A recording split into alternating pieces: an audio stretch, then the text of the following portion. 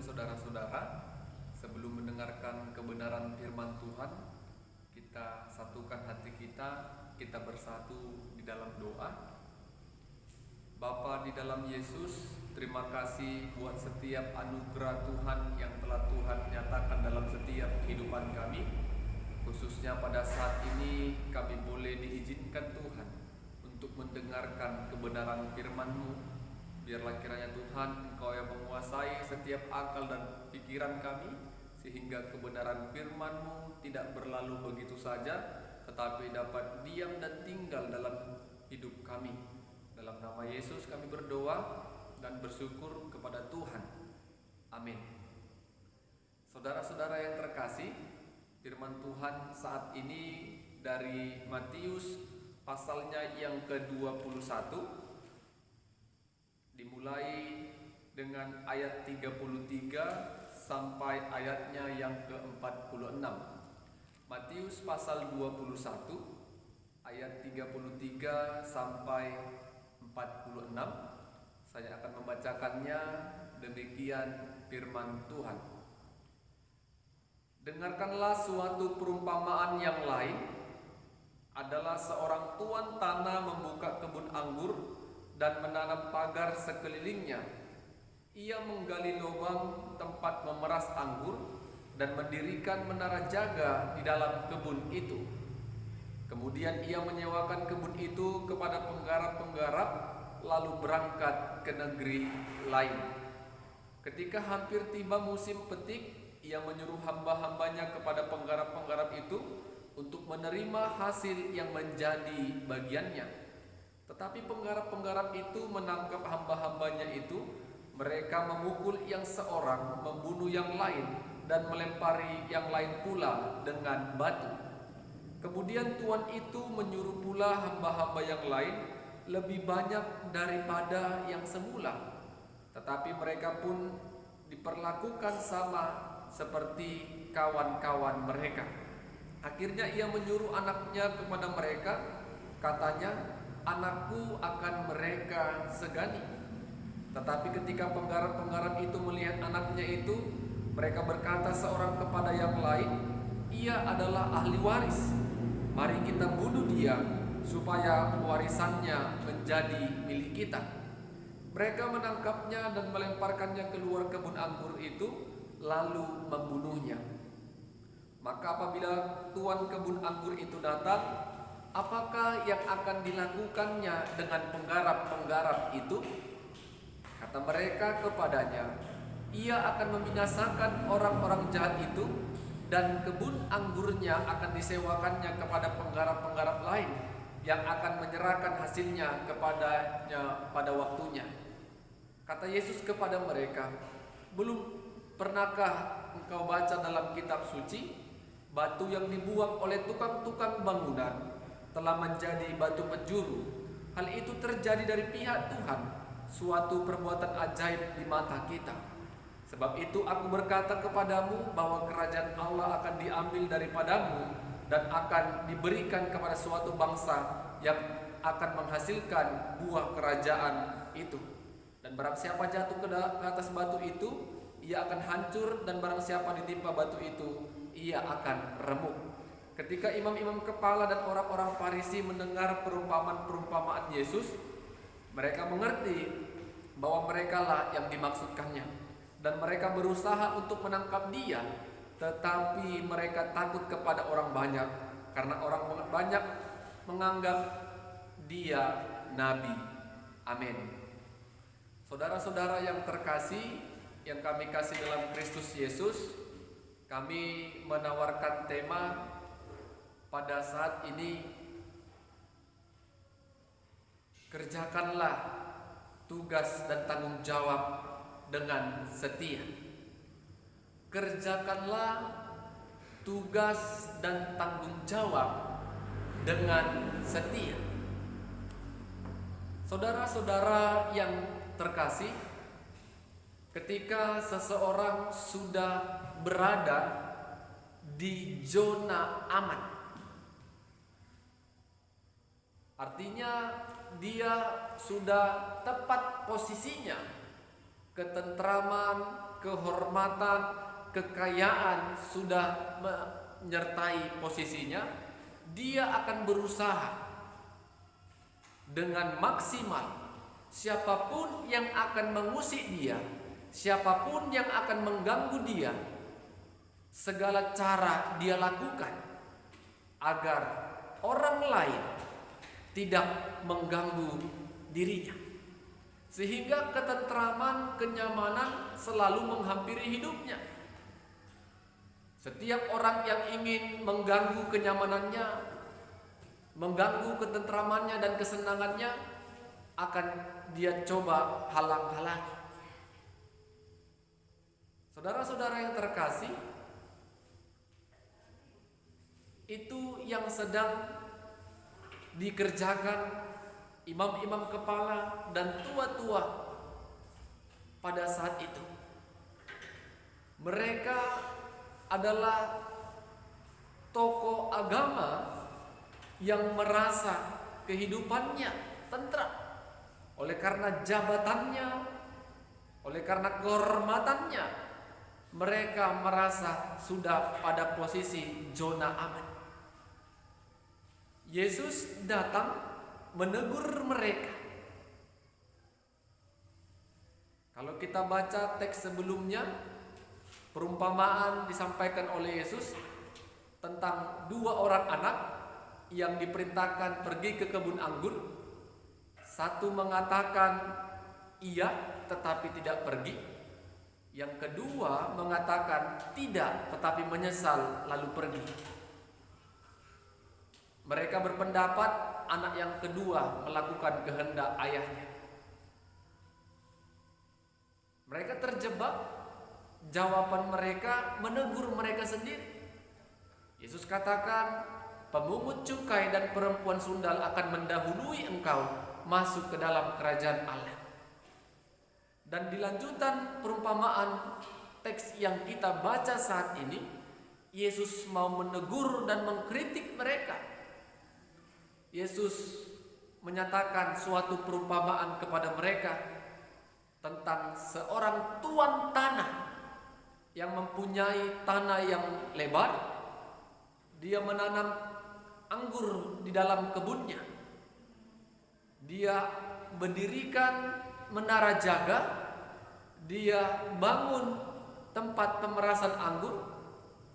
Dan dia pagar sekeliling kebun anggur tersebut. Ketika semuanya sudah dipersiapkan, tuan itu pergi ke negeri lain. Dan tuan yang punya kebun tadi memerintahkan para penggarap-penggarap untuk menjaga dan merawat kebun anggurnya. Suatu ketika, tuan yang mempunyai kebun itu ingat kalau waktu hasil panen atau tuai sudah tiba waktunya. Dia menyuruh hamba-hambanya untuk pergi ke kebun anggurnya dan meminta bagian dari hasil kebun anggurnya. Tetapi apa yang terjadi? Para penggarap-penggarap itu memukul hamba-hamba yang diutus oleh tuannya, bahkan membunuh mereka, dan tidak memberikan apa yang menjadi bagian dari tuan yang mempunyai kebun tersebut. Berikutnya, tuan tadi mengirim lebih banyak hamba-hamba untuk meminta bagian kepada penggarap-penggarap yang mengerjakan kebun anggur tuannya tersebut. Jumlah yang banyak hamba-hamba yang diutus tetap diperlakukan secara sama. Mereka memukul hamba-hamba yang diutus tuannya tadi dan membunuh mereka. Dan langkah yang terakhir diambil oleh tuan itu, kalau anakku kuutus kepada penggarap itu, maka mereka akan menyegani anak. Ternyata tidak. Penggarap-penggarap itu berunding anaknya ini adalah ahli waris. Kalau kita bunuh dia, maka segala warisannya akan jatuh ke tangan kita. Sangat brutal perbuatan dari penggarap-penggarap itu.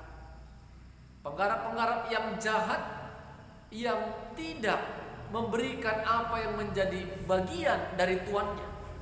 Hamba pertama diutus dibunuh, hamba kedua lebih banyak diutus dibunuh, dan anaknya juga tidak disegani, malah dibunuh juga.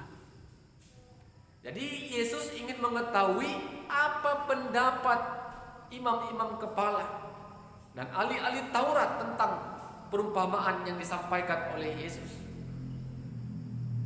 Menurut kamu, apakah yang dilakukan oleh tuan tanah itu kepada penggarap-penggarap itu? Maka mereka mengatakan, tuan tanah itu akan membinasakan penggarap yang jahat itu dan akan memberikannya kepada orang lain yang memberikan hasil kepada tuan yang mempunyai kebun tersebut. Saudara-saudara, jawaban dari imam-imam kepala dan ahli Taurat menjebak mereka sendiri. Mereka terjebak oleh perumpamaan yang disampaikan Yesus dan mereka menjawab apa yang dikerjakan oleh tuan tadi ketika tuan tadi menghampiri kebun anggur dan melihat penggarap itu. Sama demikian jugalah Allah akan mengambil kerajaan Allah dalam kehidupan imam kepala dan ahli Taurat dan memberikan kepada bangsa lain dan menghasilkan buah dari kerajaan Allah itu. Sungguh luar biasa teguran Yesus dianggap oleh imam kepala dan ahli Taurat menyinggung pelayanan mereka, menyinggung hidup mereka. Seolah-olah dari perumpamaan itu Yesus ingin mengkritik keras bagaimana pelayanan mereka, apakah tugas dan tanggung jawab mereka melayani umat sudah sesuai dengan kehendak Allah. Mereka sangat takut, mereka sangat kecewa karena mereka seolah-olah dipermalukan oleh Yesus. Ketika mereka bersekongkol untuk menangkap Yesus, mereka takut kepada banyak orang. Karena apa? Karena orang banyak menganggap Yesus itu nabi. Saudara-saudara yang terkasih, apa yang mau kita renungkan dari kebenaran firman Tuhan saat ini? Yang pertama, mari kerjakanlah setiap tugas dan tanggung jawab yang telah Tuhan embankan dalam hidup kita. Setiap kita mempunyai tugas dan tanggung jawab yang berbeda-beda. Kita akan pertanggungjawabkan itu semua kepada Tuhan. Jangan pernah kita lalai kepada tugas dan tanggung jawab. Sebagai anak ada tugas tanggung jawabnya, sebagai orang tua ada tugas dan tanggung jawabnya, sebagai istri, suami, semua kita memiliki tugas dan tanggung jawab masing-masing. Apakah kita sudah melakukannya sesuai dengan kehendak Allah? Apakah tanggung jawab yang diberikan Tuhan kepada kita itu sudah kita kerjakan dengan semaksimal mungkin?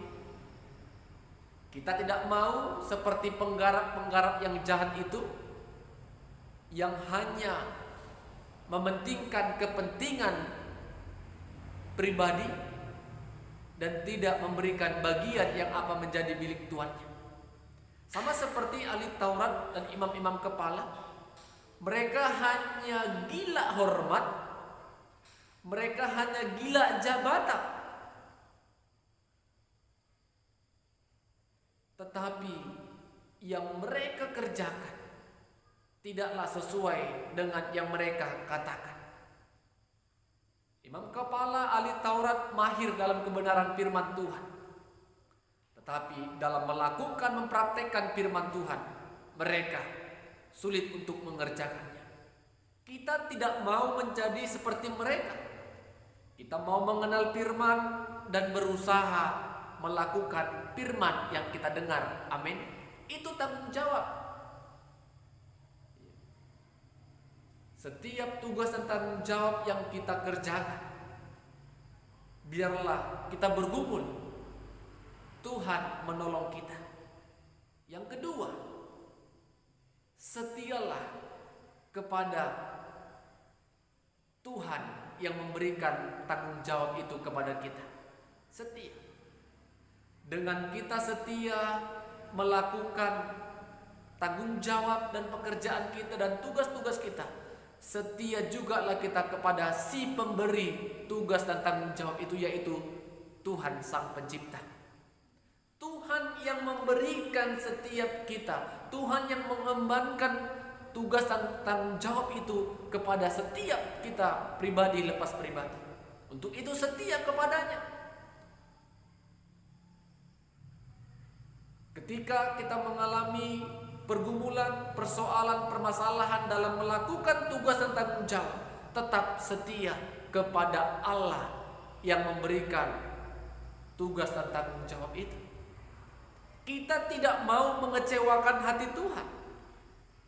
Kita tidak mau Allah menaruh murkanya kepada kita yang lalai akan tugas dan tanggung jawab dan tidak setia kepada Allah yang memberikan tanggung jawab itu. Mari saudara-saudara, kita belajar dari perumpamaan penggarap tadi yang tidak berkenan di hadapan Tuhan. Sama seperti imam kepala ahli Taurat orang Farisi yang tidak berkenan di hadapan Tuhan, yang melakukan pekerjaannya hanya untuk kepentingan mereka saja. Mari kerjakan tugas dan tanggung jawab untuk kepentingan bersama, terlebih agar nama Tuhan yang dimuliakan dan diagungkan. Amin. Kita bersatu dalam doa. Puji syukur kami panjatkan kehadirat-Mu ya Tuhan, karena kebenaran firman Tuhan boleh kami dengarkan saat ini. Roh-Mu yang kudus menolong kami untuk melakukan kebenaran firman Tuhan. Setiap kami mempunyai tugas dan tanggung jawab masing-masing. Biarlah kiranya Tuhan kasih setia-Mu akan memampukan kami, dan kami tetap setia kepada Tuhan yang senantiasa memberikan tanggung jawab dan tugas kepada kami. Tuhan menolong kami untuk melakukan firman-Mu. Dalam nama Yesus kami berdoa dan bersyukur kepada Tuhan. Amin. Shalom.